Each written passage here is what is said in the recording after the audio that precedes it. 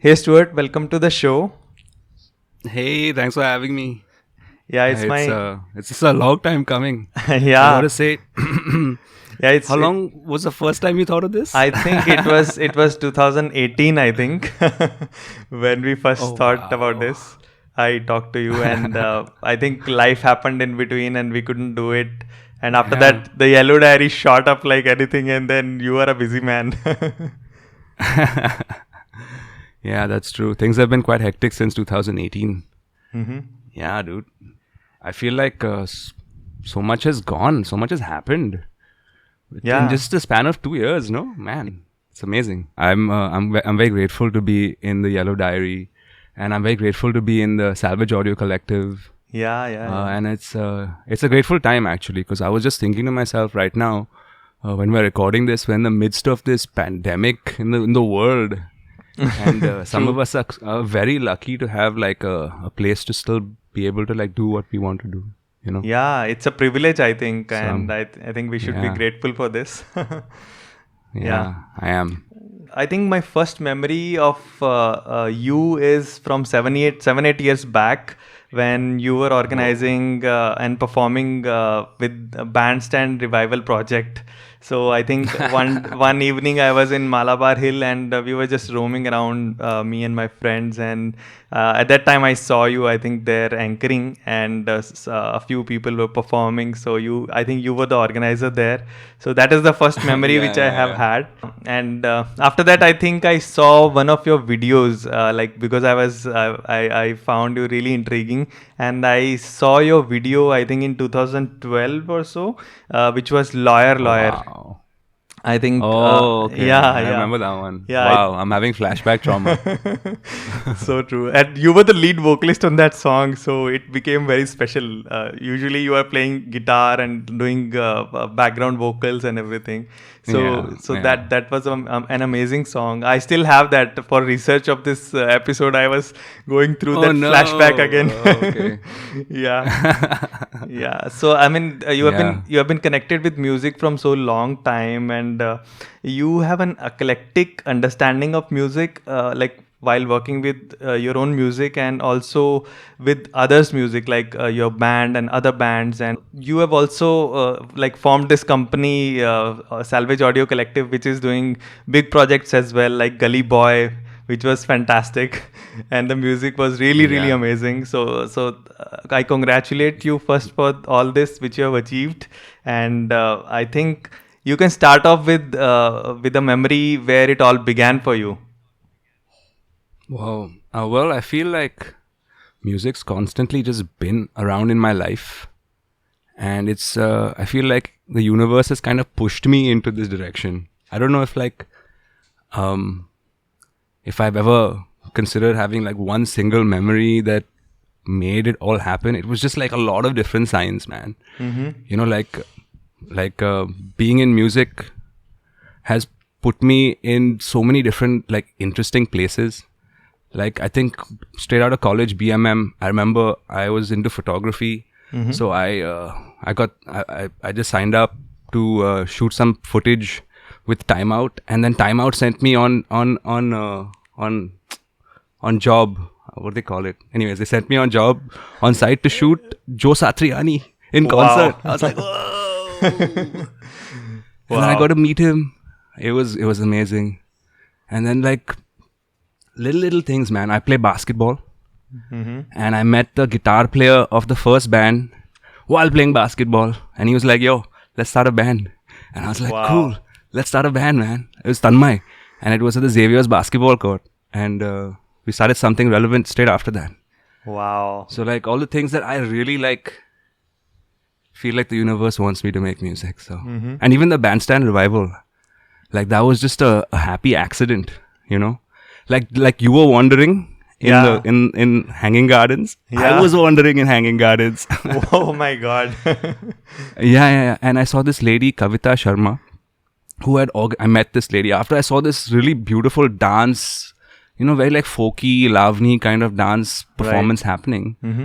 in the gardens. And I was like, wow, this is amazing. Music can be here. People will vibe it also. So Yeah. then I spoke to this lady who was organizing it, Kavita Sharma. I was like, listen, we must do something cool and all. And I just said it in passing maybe, or in the spur of the moment, and being all happy in the space and all. But Kavita followed up with me, Wow. and she made it happen, man. We were like, "Chal, let's do this." I mean, she was a massive force in the bandstand revival. I can't take full credit for any of that. So I mean, serendipity is the word, I think, with all that starting things, right? All, it's like all one big like chaos. That's like, if you think back on it, you're like, oh, that makes so much sense, you know. Yeah. Wow, that's amazing. I think Kavita is associated with BCCI, right? Bombay Chambers of Commerce, right? Wow. Correct. That's amazing. Yeah, she was the arts and cultural portfolio handler at the BCCI. Yeah. And then in her term, we did 3 seasons. Then she had to quit, and then we did a 4th season after that. So we done it for 4 years. I mean, I really want to bring it back, but it involves a lot of work. You know, I mean, I don't want to say I don't have. And I think right now, I mean, with the success of Yellow Diary, so you will be bombarded. I mean, whenever you are going out, also you might need to think about it twice, right? Or maybe after some more time, it will become that. I'm dreading the day when that happens, but it doesn't happen now. Maybe for Rajan, actually, the lead singer, he does kind of. I mean, I was walking home from church to Churchgate, and he got recognized at Churchgate. Wow! I was like, oh, yeah. Sign of being famous. Railway station. I mean, Rajan is going to be famous. It's great though. I mean, I feel like the band is doing super well. I feel like we are on the map to being. I mean, I told the guys when I first like sat down with them, and I was like, guys, I think we can be the biggest band in the country. Although I was just speaking like, you know, metaphorically and not like competitively. Yeah, but it's starting to get true, I think. Yeah. It's great. Wow. I'm really happy working with them. They're a really creative, active bunch. They are, I mean, just look at the lineup, man. It's a hard-hitting lineup. Sahil Shah on drums. Wow. What a monster he is. It's his birthday today, by the way. Wow. Happy birthday, Sahil. Happy birthday, Sahil. Yeah. Shout out. And Vaibhav Pani on guitars. Vaibhav is the archive of the indie music scene, and he's just like, he's like a music encyclopedia. Like, you ask him who played guitar on In Excess's second album, he'll tell you. He's amazing. Wow. That Rajan, kind of, you know Rajan. That kind of knowledge, yeah, of course. Yeah, I know Rajan. Dude, okay, wait. Vaibhav Pani, he knows the words phonetically to all the Avyal songs. Avyal songs. Wow. He doesn't even speak the language. It's amazing. Wow. So that happens. I mean, when someone is really crazy about something, like he's crazy about music, right? Yeah. Yeah, he's crazy. He's amazing. Wow. And then like we have Rajan, who's just like this, where did he come from? Kahan se aaya? And he's just like writes songs instinctively. I think amazing. He's from Kashmir, right? No, he's from Delhi. Yeah. He's from Delhi. Because his writing is pretty much like Urdu is mixed, and my assumption was he's from Kashmir probably. I mean, like, of course, he probably has some like Urdu. I think he does have some language influences from his mother's side that have their origins in Urdu. So you may be right about the language aspect of that. Maybe not the location. Right. All right. So coming to a few things from this, one is the band Something Relevant. You guys went apart, so like it would have been hard for you guys. But what happened exactly for the record? Asking some hard questions, bro. I mean, so there were points where a lot of us wanted to go to music school. And some of us didn't. And it got into a point where we were like, we just wanted to collectively like up our talent base, like our skill set, because we wanted to do this for life. And going to school to do a course on like composition and music just seemed like the right choice to make. And so the rest of us, while we were in music school, were growing together, and the people that stayed back were not growing at the same time. So it got to a point where we made a call from music school, being like, "Hey, listen, I mean, we're still getting inquiries for shows, but I don't know how we're gonna do this. Let's just take a break." That's how it happened. Okay. And then things got a little emotional, out of hand. And then things get ugly beyond that, man. And that's what happened. I feel like now, if you look back on it now, I feel like perhaps we could have handled it better. Yeah. I mean, connecting the dots, everything looks handleable and manageable, but sometimes it gets out of hands. Yeah. But I guess we're all cool now. I think we're all like in a good place now. Everyone's like chilled. Mm-hmm. It's good. Made the peace right now. I wouldn't. Yeah, you could say that. You could say that. All right. And coming to the current band, which is the Yellow Diary. So can you tell a little bit about how it started, how it originated?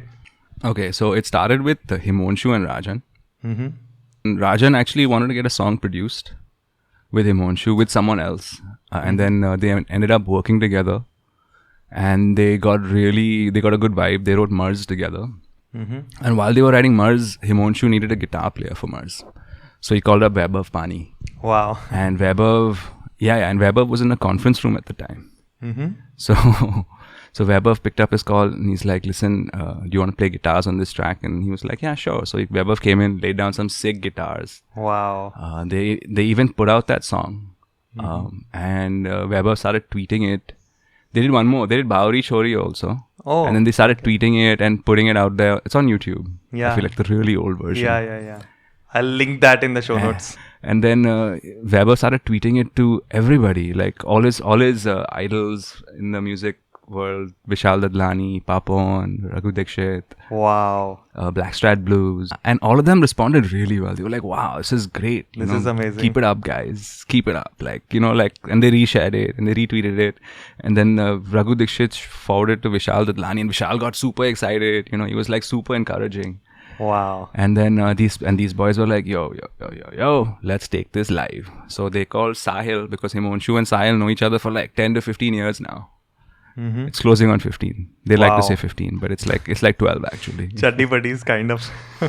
Yeah. Insane. And then Sahil and me were playing at the same time. I was playing drums in a project called Afroots with Sahil, this insane guitar player called Harsh, Malika Barrow singing, Siddharth Pandit on keys. Check out these guys. They're monsters. Monsters. I was like on my toes constantly. And then because we were playing in that band and we were like, Sahil and me were like locked tight. I got a call from Sahil being like, "Yo, you want to play in this band?" And dude, I kid you not, it was the same day I had just gotten a call from Mauj Maharaja. Which is a band that Something Relevant had then turned into. Okay. Which was kind of in the Hindi space. Okay. And I think they are so doing covers, right? Mauj Maharaja, I've seen their page. They did one, I think, but they have a lot of original material as well. Okay. So they I mean, I had just gotten out of that project the same day. And in the same hour, I get a call from Sahil. Oh, it was like, what? Again, serendipity. I'm telling you, my life is a whole puzzle of those things. I keep wondering what's going on. But I think serendipity also happens when you are at the right places, right? You are putting in the efforts, and somehow then world comes together and do that. True. I think if you have good thoughts, good words, good intentions, you'll have a good life. But wow. I feel like nothing else is in your control, really. That's a quote. It's a Parsi thing, bro. I think, like good thoughts, good words, good deeds. Yeah. All right. So as you mentioned, some of you guys, like when you were doing something relevant, and in between you guys went to Music Academy as well. So that is Swarn Bhumi, right, in Chennai? Swarna Bhumi, Sam they call it. Yeah. And I just want to understand like how and if that experience changed the way you are creating music. Like how did it impact your music creation and experiences? So we already had a creative process going in, but I feel like that's never really affected. You know, your creative process will always stay your creative process. Although a lot of people go to music school and then they just get like whoa, too much information. Where do I start? I felt like we were going in with the intention that we're going to improve our technicalities. You know, like improve our technical knowledge, understand harmony more. Get into what's possible. And we were blessed with some insane teachers. And the first year of Sam was so unregimented. I'm not dissing the school or anything, but it was just the best thing that there were not so many guidelines and rules set up in place. So we were spending 24/7 with our teachers, you know. Wow, that's like where normally you would get like an hour session with them. Because these teachers were from New York, in the middle of Chennai, they had nothing to do either, you know. Yeah. They were not busy with like another life. They were in the middle of Chennai in a hostel, which the only like the closest thing, which was about a 3-kilometer walk, was a beach. Wow. And the isolation was insane. So you could only do music. And I still think it's like the best thing for that.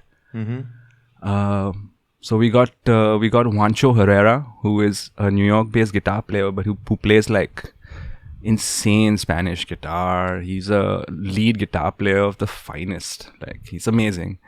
We had Sofia Tosello, a vocal coach. We had Andreas Rotmistrovsky, the bass legend. Dude, check him out on YouTube. His videos are legendary. Yeah, wow. He's got a harmonic voice leading style, which is like he can play lead and harmony on the bass. Wow. It's beautiful. It's beautiful. I've tried. It's very hard. I mean, I'm going to get there eventually. I feel like it's a marker for me. That's an individual goal. Yeah. Awesome. And we had I think it was Ferenc Nemeth, our drum teacher. Dude, this guy is such a legend. He started an app called Drum School app. Wow. And it's like you can pick up drums by just like downloading the app and like watching and going through the videos. It's super easy. It's one of the best apps out there. I think a couple of days back, like when I thought I'll pick up my guitar skills while being home. So I downloaded this app which is called Musician. Like it's U plus musician. Musician. Yeah. So Musician. I'm trying out that. So it is also like pretty good. Nice. Awesome. Yeah, I think being a drummer is a little scary because you have to like disturb the whole world if you want to be a good drummer.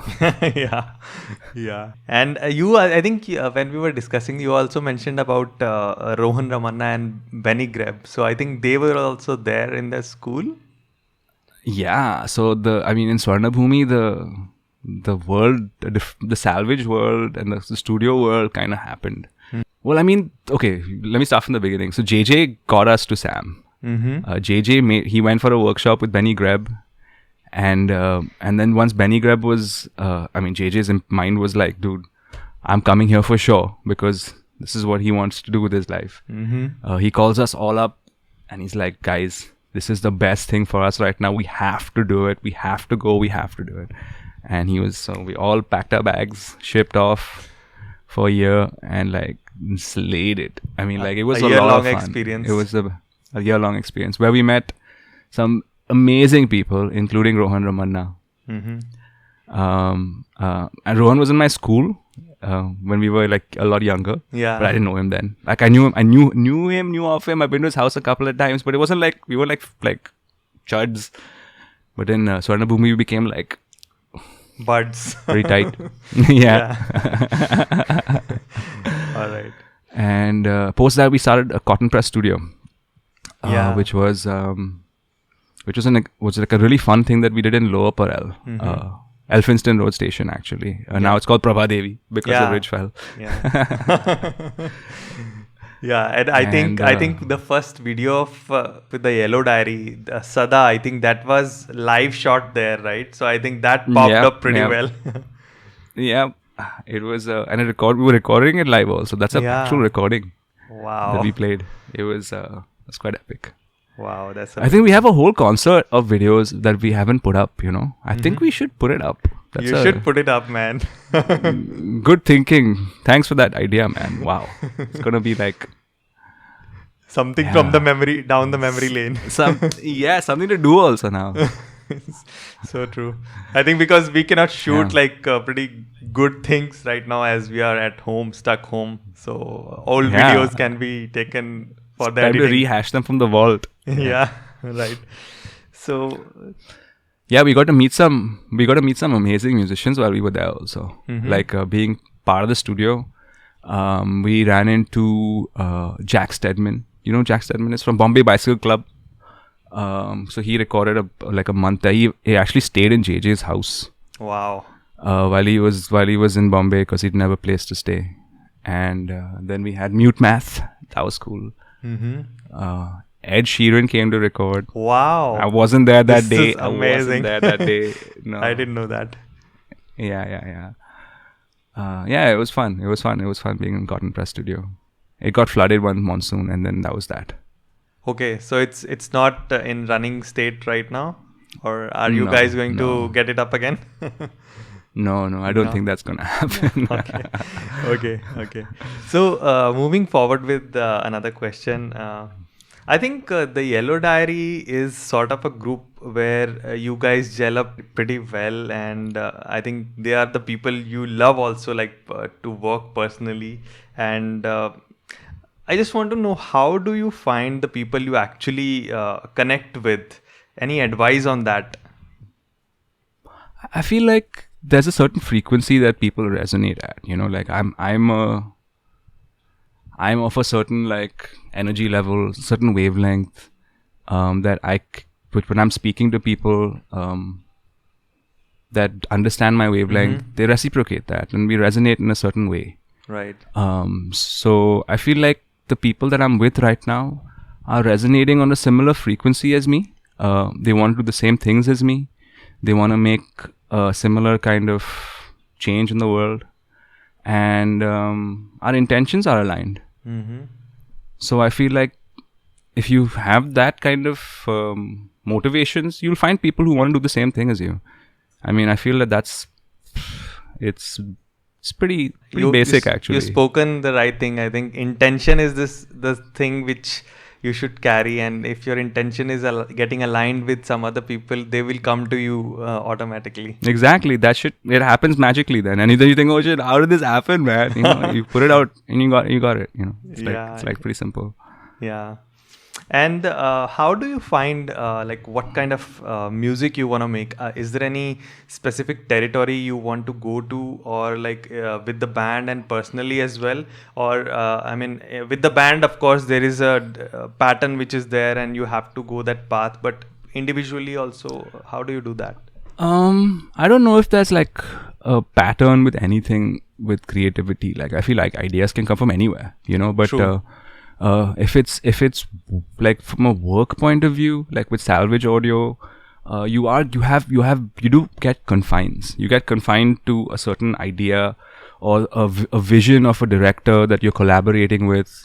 And you have to be able to hone a skill which allows you to be able to do anything, as well as be able to write what you want to write as well. So I do feel like when I started off making music, I was doing whatever I wanted to do, and it was amazing and it was joyful. But then along the way, I had to kind of to pay bills and realize that I have to make some money in this process as Right. well. Started making music for other people, and then giving them what they wanted. Mm-hmm. And it was a hard process, and it still is sometimes, because you get emotionally connected to whatever you create. Mm-hmm. And then sometimes when someone who is like listening to it from a client perspective wants what they want, Mm-hmm. and they listen to it and they're like, no, change it. You feel a little bit like, Yeah. So what does he know? they But interfere you with get your over creative that because- process. it's not interference. It's like What giving they them what they want, what their expectation is, you know. And I feel like that learning is easier to deal with than trying to figure out what you sound like after you've gone through this process. Mm-hmm. You know, because now there's a whole world of sounds that you love, but you want to like curate that in a way that is yours. So I feel like it's a longer process in creativity. Mm-hmm. I don't know. It's a hard question, man. Like Yeah, I mean, sending me on a lot of like tangent spirals in my brain right now. yeah. I mean, of course, with any creative process, it's very, very hard to like go into a direction. But of course, if any idea is there, you kind of get into that direction, and then creativity and the muse automatically takes you there, right? Yeah, like from a composing with the Yellow Diary perspective, it's very interesting because the ideas, the song and the lyrics and the melodies are taken care of. You know, like Rajan is on that. What we have to kind of like get is that emotional context to the idea, and it's like right around it and like mold. Sometimes the music and the melodic arpeggios are a root for a kind of feeling, you know, which then gets translated into a situation, which then gets translated into lyrics, which then becomes a song. So I mean, there are processes that are in play, but it's very like it could spark from anything. Right. Yeah. I feel like that's the power of the Yellow Diary. I feel like the spontaneity. You know, I mean, we probably have like some 25, 30 songs that are just like, you know, spur of the moment recordings. Wow. You're like, wow, that sounds great. Let's record it. Okay, cool. Everyone plays on it. We spent like an hour, 2 hours, and we're like, okay, cool. Let's go back to what we were doing. You know? Wow. Yeah, sometimes an idea sparks and then you need to like capture it immediately. Yeah, I feel like a lot of our next few releases are going to be a lot of those songs. Wow, that's awesome. Yeah. We all are curious to listen that. Dude, I did a Insta live on the Yellow Diary page recently, and I was like just going through like old nostalgic photos and recordings and all with everyone on the Insta live on my computer, and I played some unreleased music by mistake. Oh wow. All right. So, like coming back to Yellow Diary again. So, how did you guys get signed by Sony? Is there any anecdote you want to share, and how your experience has been working with a big record label like Sony, and do they interfere with your creative process?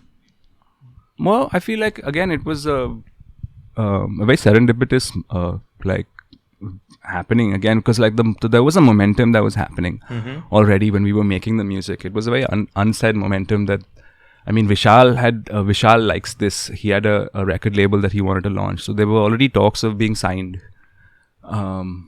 that were in the air before I even joined, you know. So but then like we were still not like gonna like rest on that, you know. Yeah. We were like, what if we need to make this move? We need to move now. So we like got into the studio, recorded a bunch of songs as demos because we wanted to get gigs, you know. We wanted to go out and then play, which did happen. We did a bunch of gigs while we were like gaining momentum and garnering support and stuff like that. But we did skip out on the whole indie circuit. You know, I feel like we got signed before we could do the indie circuit. I feel like we lost out on that opportunity because that is a lot of fun. And you do get a lot of like really hardcore like people who listen to your music and come for your shows just by like playing the indie circuit, you know. But I think social media has really helped us in that way. So when the buzz was out there while we were making these videos and putting stuff out and all, so labels recognize that. They're like, okay, these guys are active. They want to like get out there. They want to do this, you know. And so we got a bunch of calls from a bunch of different labels. and Sony was the best one. I mean, for us, what we wanted to do. They really wanted to like figure out who we were. They wanted to figure out what we were, put it into words. Put it into like an elevator pitch. What is our DNA? They sat with us. They worked all these things out. Let us choose, not like pushing us into a corner, being like, no, you guys are this. It was like, you guys are this. What are you? You tell us, because we need to figure it out together. So it was a very they fast forwarded our creative process, where we it's the questions you don't talk to each other about while you're making the music. While you're making something, you're not thinking, oh, what is this? You're just like making, and you're done. You're like, wow, it's amazing, but you still don't know what it is. And I feel like the record labels, they do have a way of trying to put you in a box so that they're able to kind of package that information to other people well. Because like there's a world out there that is very like, I listen to drum and bass only. And there's a bunch of people that, dude, I only listen to deep house. And there's a bunch of people that's like, I only listen to Indian classical. So people like to receive music in that parcel format. So I feel like record labels cater to that, and we get to do what we do without too much interference. Yeah, it's not interference at all. I would say it's more like figure out who you guys are. Yeah. Because you guys have a unique voice. Let's probably do giving it some properly. direction, right? Yeah. I mean, I feel like we do have a lot of back and forth on what songs we should release, because there's a lot of choice, and it becomes a hard time. It's a hard thing to like be like, oh, this song doesn't get any love, but this song's gonna get all the love, So Yeah. That we have those kind of like hard pressing questions. Yeah. So as one song, Na Tere Jaya Hor, this, I think that shot up like anything. And Yeah. That was just a casual like, let's have fun with this song, and it turned out to be whoa. How many million views? Let's release that. And we're like, what? Release that? Because it's a folk song. It's a beautiful folk song by Nusrat Fateh Ali Khan. And we were all about original music, and we were like, should we do this? And Sony was like, listen, you guys need to get into people's heads, and this is how you're gonna do it. So it was a good choice. So I think we made a good call. Sony might have had that copyright so that you could do that song, right? No, it's an open source. Okay. It's a folk song. Yeah, It's a folk melody. Okay. I think that's it's an important thing to know that, and I think there are some people fighting to change this. But folk music, who owns it? Nobody owns it right now. I feel like there's a lot of open source, like in classical music also, that nobody owns. It's in public domain, they say. Yeah, it's in public domain, right? And I mean, earlier times when people were working with record labels, big record labels, so there are a lot of stories like they want you to wear some specific shirts or maybe do some very weird kind of makeup or something like that. So right now I think the new age record labels have been changing, I mean, with the landscape which itself is changing. Did you encounter anything like that with Sony? Yeah, they want us to start TikTok. They're like, listen, guys, you need to get on TikTok, and they're like, they're keeping us abreast with what's changing. I feel like as artists, we have to kind of like be communicative and be out there a lot more. And now we're indoors and we're locked up. So for us to be out there a lot more, we have to kind of be making videos and pushing out content and like being in the internet. Being in the now of the internet. Yeah. Oh, it's nice. That's nice. I think TikTok platform is really shooting up right now. I mean, I've been also like seeing a lot of videos. Gary Vaynerchuk and other people they are also like getting on the platform and they are really. Oh, he's on TikTok. Gary Yeah, Vaynerchuk is on yeah, TikTok. yeah, Wow. yeah, yeah. And He's you know cool. what? It's not just about the genre which is there, like musically turned into TikTok. So it was like a karaoke earlier, right? So now it Yeah. is becoming something more like education also is coming there on TikTok. Like in bit-sized videos are coming, so you can learn very quickly something which you want to learn, or maybe some funny videos are also Oh. there, and inspirational videos are also there. So it's a pretty vast landscape which TikTok has created. Yeah, some challenges are coming in every day, like Dolly Parton challenge or this challenge or that challenge. Yeah. So Yeah, and I feel like that's the only impression I have of TikTok right now. yeah, So I do want to see all this other stuff there. I mean, I feel like that could be cool. yeah. Wow. I'll check it out. Sure. And as you have experience, I mean, with gigs, organizing gigs as well, and also handling the brands, like brands aspect earlier, like when you were not with the Yellow Diary, you were doing it on your own, a lot of stuff. So, with all this experience, are you still involved in the decision making, like for Yellow Diary, with all these brands and gigs? I don't organize gigs anymore. And Sony manages us 360. Okay. So they take care of our live management, and they take care of our marketing as well. Okay. So it does give us a lot more free time to be able to pursue other things. Otherwise, being indie is a full-time job. You know, like I feel like if you're an indie musician with an indie band, that's your job. You know, if you want to make it work, you have to like do that 9 to 5, not just while you're gigging, because you have to kind of manage yourself in such a way that you have the visual, I mean, just the foresight to create demand, stay relevant, and kind of be in the mind's eye of your audience constantly. It's a full-time job, and if you want to make a living doing that, then you have to be your manager, your publicist, your singer, your songwriter, your tour manager, your motivational speaker, your life Right. coach. It's all you. You know, Yeah. it's a a one man show if you are an indie. if you're alone, if you have a band, then you have a 5-person team. Right. You know, like right now it's a 5-person team. Right. But when you get signed up by some label like you guys now, so all those things are taken care of now. You can just focus on your creative process, right? I wouldn't say all those things are taken care of. I mean, you are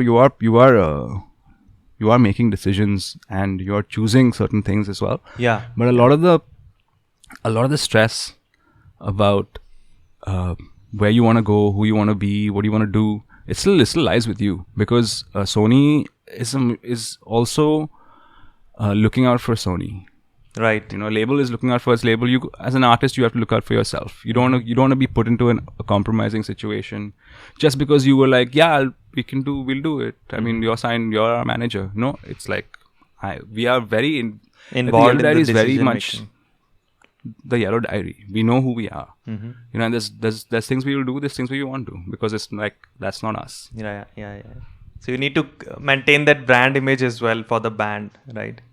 And I know that Sony knows us, Yeah. you know, in that Yeah. way. So Yeah. I feel like it's a really good fit. It's a really good fit. That's amazing. And moving to the creative process more, musicians and songwriters, I mean, when they're making music and writing songs, so they improvise a lot, like changing lyrics of the song at a later stage, or maybe changing musical notes. Like it's the part of the creative process, right? So, do you personally or you guys, I mean, do improvisation a lot? And what is the creative process while you write songs and make music? I feel like there's a lot less improvisation in our Yellow Diary sets, because we don't write music in the conventional way. Our process is slightly altered to the fact that we sit in a room with Himonshu at the helm as producer, and we ideate using a computer, and we ideate using the playback devices that have now with modern technology, you know. Yeah. So you're not really like you have the luxury of stepping back and being like, okay, that's what that is. Oh, okay.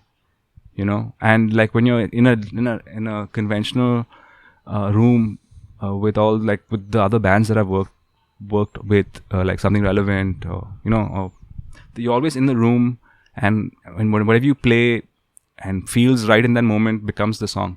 Right. Here I feel like there's a slightly different process.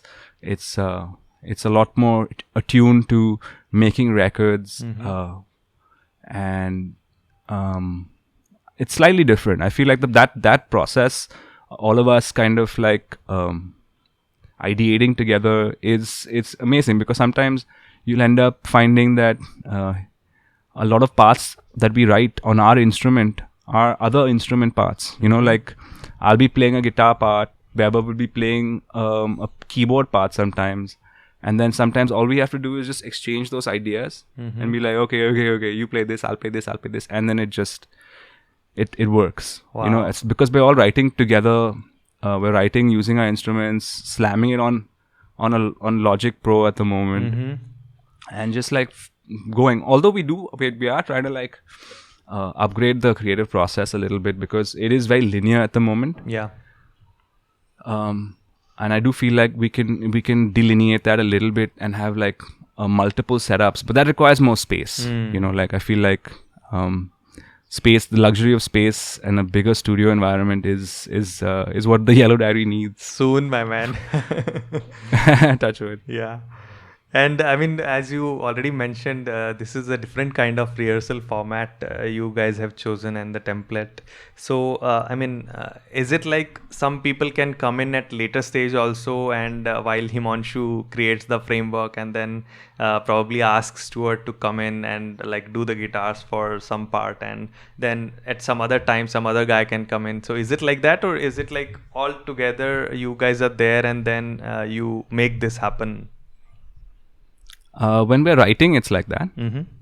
But I do feel like sometimes it's easier to take good, clean vocal demo takes with less noise in the room. But I feel like it happens 90% of the time altogether. And then sometimes there'll be times where we're fading and some of us need to do other things and manage other times, but we have to kind of bounce also. So I feel like there are times where I'm torn about those things, you know, like FOMO, fear of missing out on writing.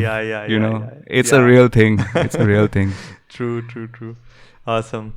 And apart from like making music, that's the main job which you do, right? So what other activities or maybe some habits which you have which might directly be inspiring your music, or indirectly?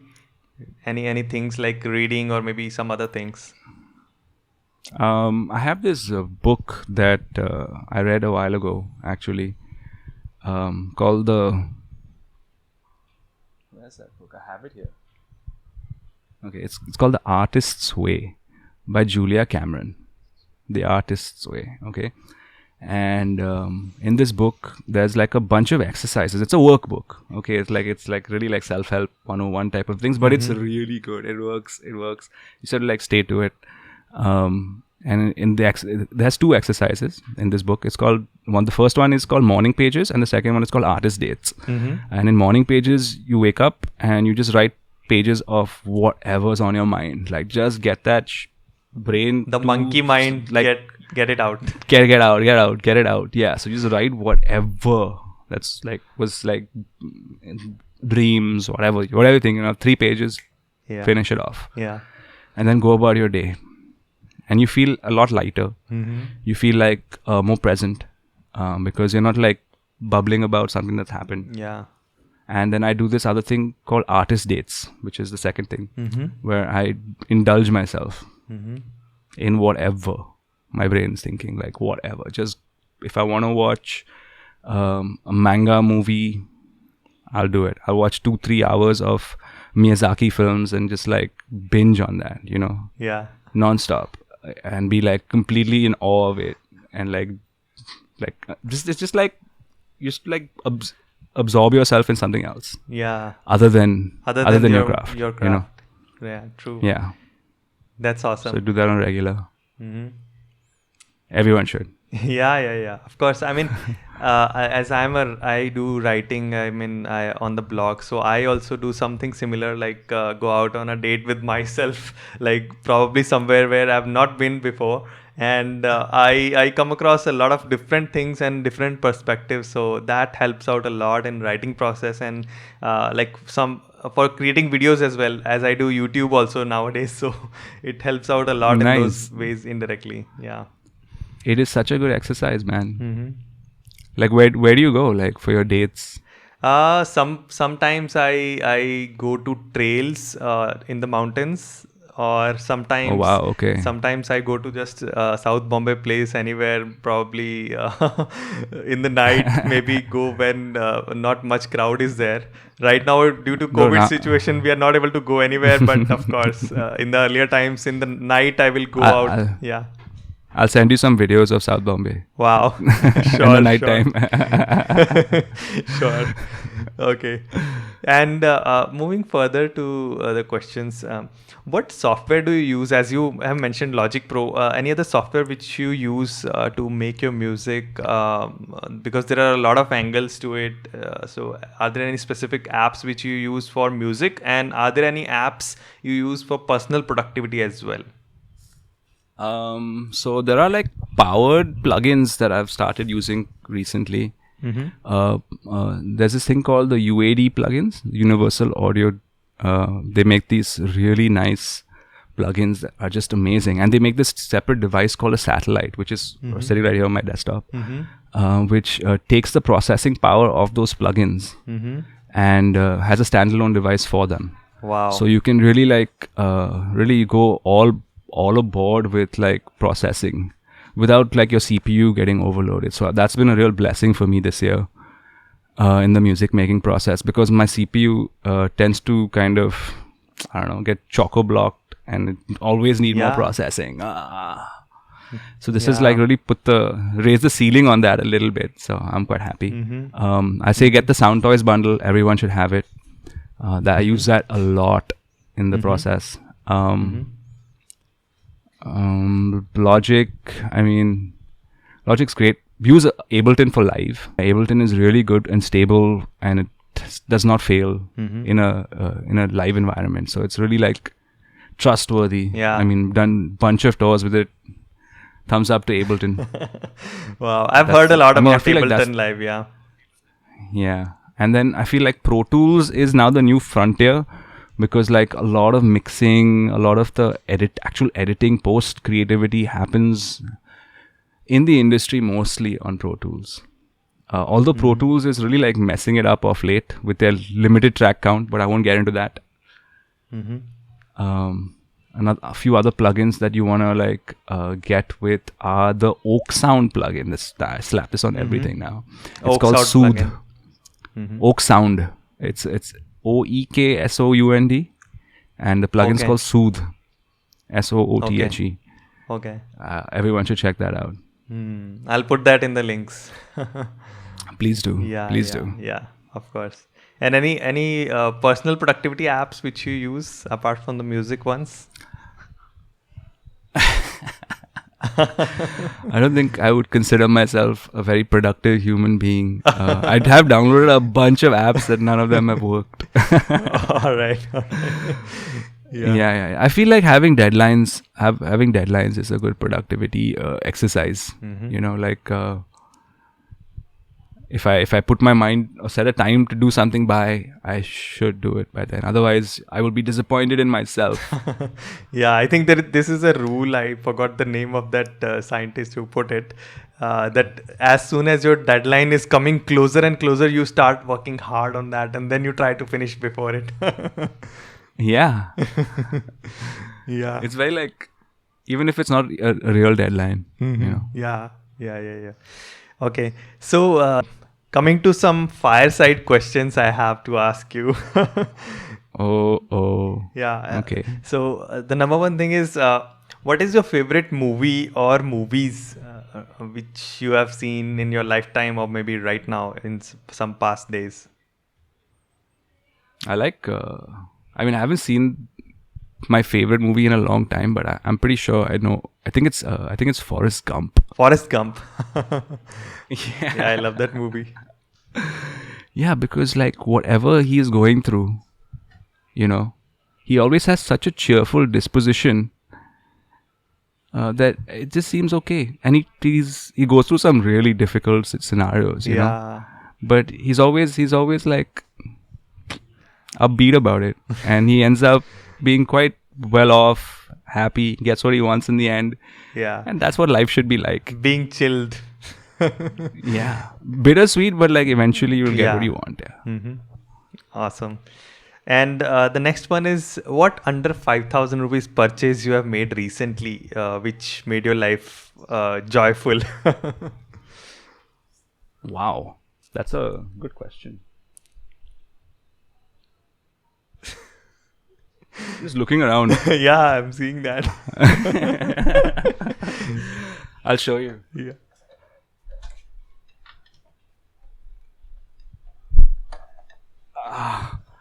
It's these drumsticks and a practice pad. Wow. So yeah. So I was like, we were on tour.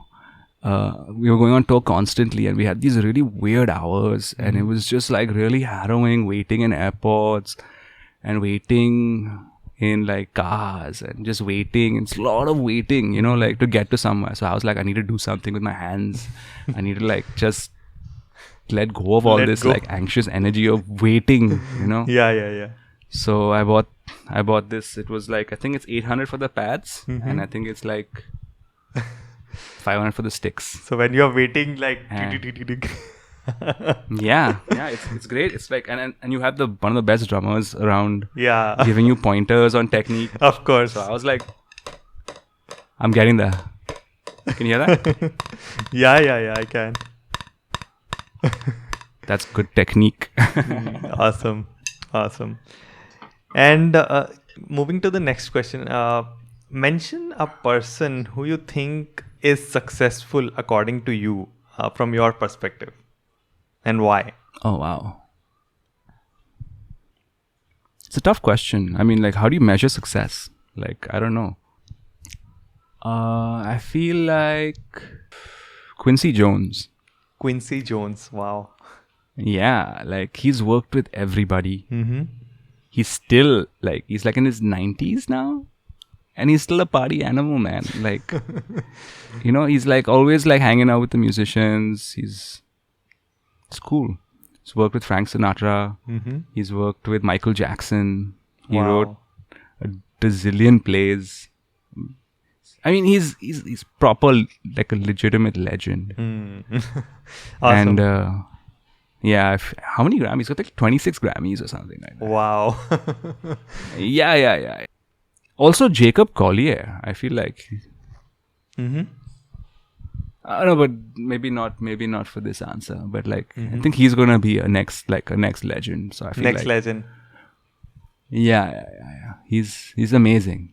Mm-hmm. My mind is just like amazed by Jacob Collier. Wow, what a guy. Awesome. And any book which you would like to recommend to the audience? Hitchhiker's Guide to the Galaxy, Douglas Adams. Wow, that's It's- indeed it's- in my playlist for the next book. Do it because it's one of those writers that he writes from a very from a perspective that doesn't. I feel like he doesn't really know what the end is gonna be, you know. And the exciting part is that you want to find out with him. You know, I feel like it's a good place to keep a reader, and it's funny and it's great. Wow, It's a great awesome, read. awesome.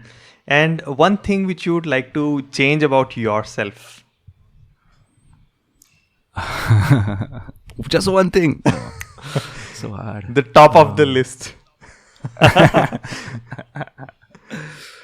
I would say my sleep cycle. Mm-hmm. Yeah, I have a really odd sleep cycle, and I feel like I am a night person now, but I don't know if it's sustainable. You know, like I feel like if you want to be more productive and have more working hours, I feel like being a day person is the way to do it. But I just haven't figured it out yet, man. I just haven't. I don't know what it is. Yeah. I mean, I gravitate towards writing at night. It's like it'll automatically happen.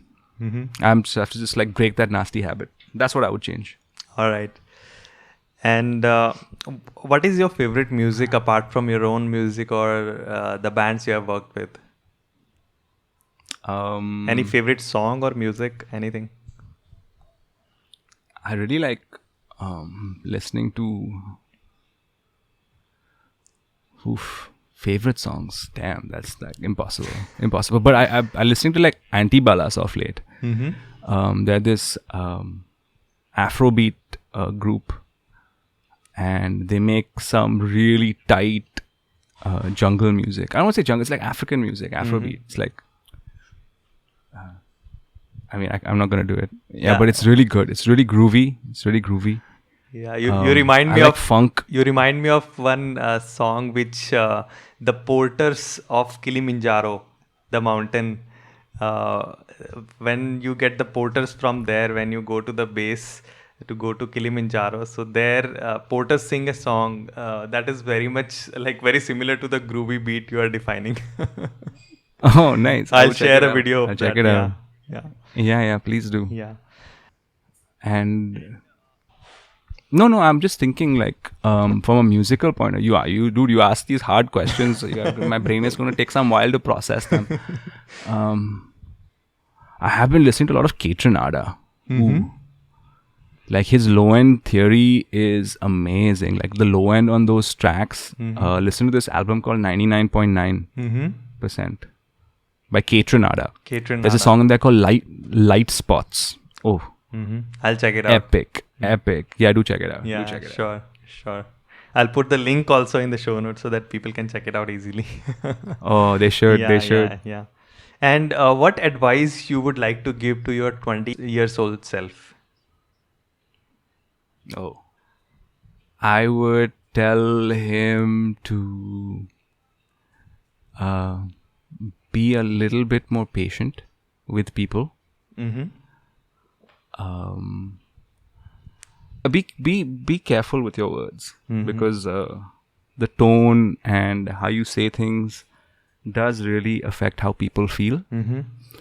I feel like that's an important thing for my 20-year-old self to understand. I was pretty brash and abrasive. I sometimes still am, and I still need to work on it. But I feel like if I was told then, I would be a better person now. Yeah, I mean, have more friends. When you are in the groove, when at that time probably. No, I feel like a 20-year-old me was very like, I wouldn't say arrogant, but I was like cocky, very cocky. Yeah, there is a difference between those things. Yeah. Yeah, I probably said things in ways that I shouldn't have. In hindsight, it's 2020. Yeah. But connecting the dot backwards. Yeah. All right. So I think that's it for the fireside questions. So just last few sweating. last couple of questions to wrap this episode, I think. Okay. So as many beginner musicians will also be listening to this episode, so what advice would you like to give to someone who is just starting up with their music career?